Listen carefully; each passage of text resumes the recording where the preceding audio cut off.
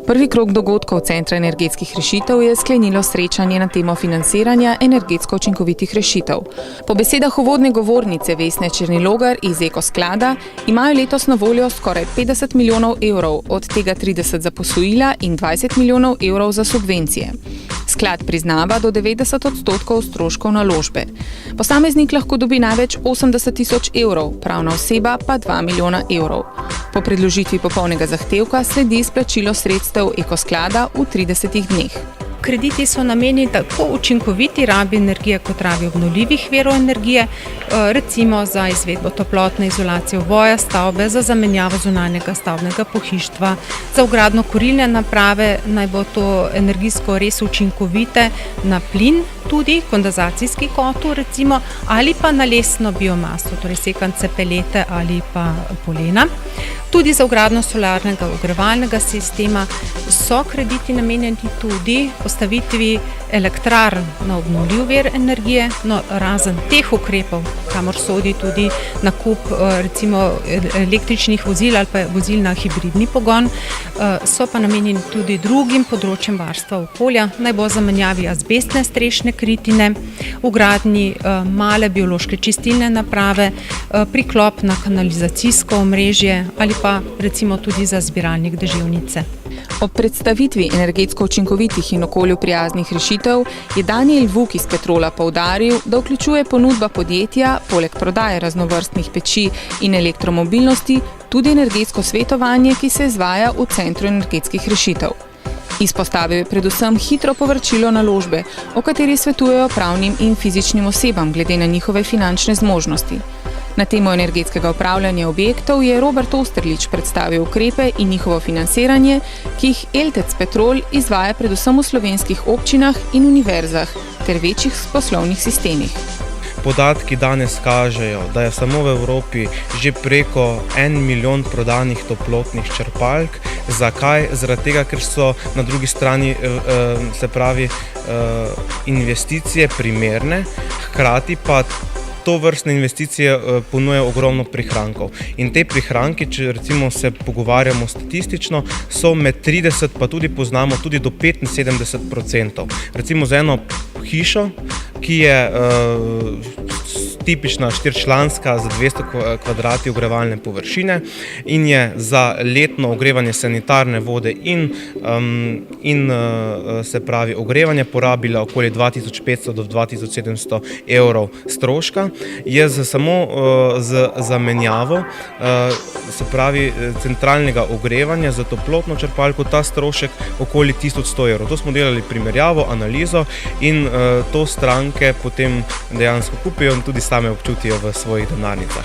Katera področja pravzaprav zajema energetski menedžment, ki generira prihranke? Energetski menedžment kot v najširšem področju v bistvu pokriva oziroma je potreben na vseh področjih, kjer imamo kakorkoli opravka s kakršnokoli vrsto energije.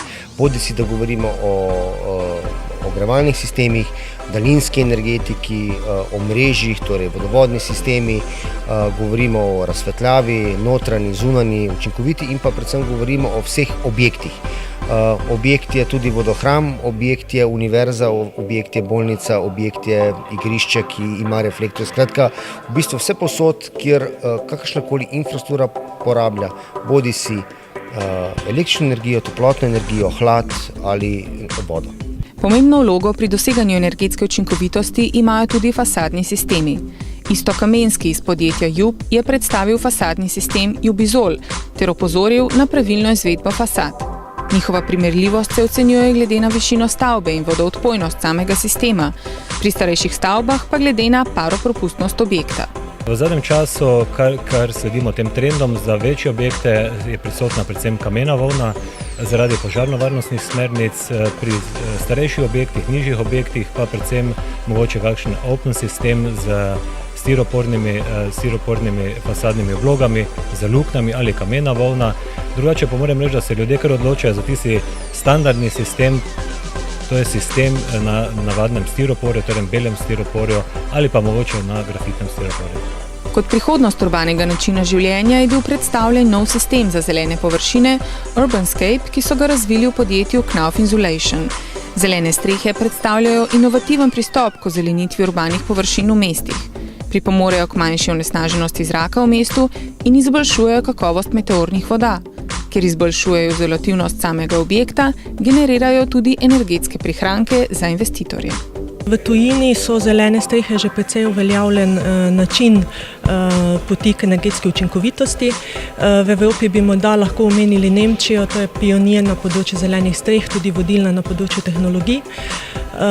Tudi v ostalih predelih sveta, globalno gledano, Azija, Severna Amerika, vse to so področja, kjer so prepoznali te koristi zelenih streh in jih tudi uspešno že uveljavljajo. Mi težimo, naš fokus je bolj na ekstenzivne strehe, to so strehe, ki niso pohodne. Naša prednost pa je od obstoječih sistemov, strešnih sistemov, predvsem lahkost. Obstoječi strešni sistemi so namreč zelo obtežilni in tudi vsaka konstrukcija ni zanje primerna. Naš sistem, ki smo ga razvili v podjetju Knauf Insulation, pa je lažji. Imamo strukturo, ki omogoča tudi lažjo postavitev. Manjša je delovna obremenitev, ne potrebujemo recimo opreme, neke tehnološke opreme z visoko zmogljivostjo in na ta način v bistvu je pot do te zelene strehe bistveno lažja.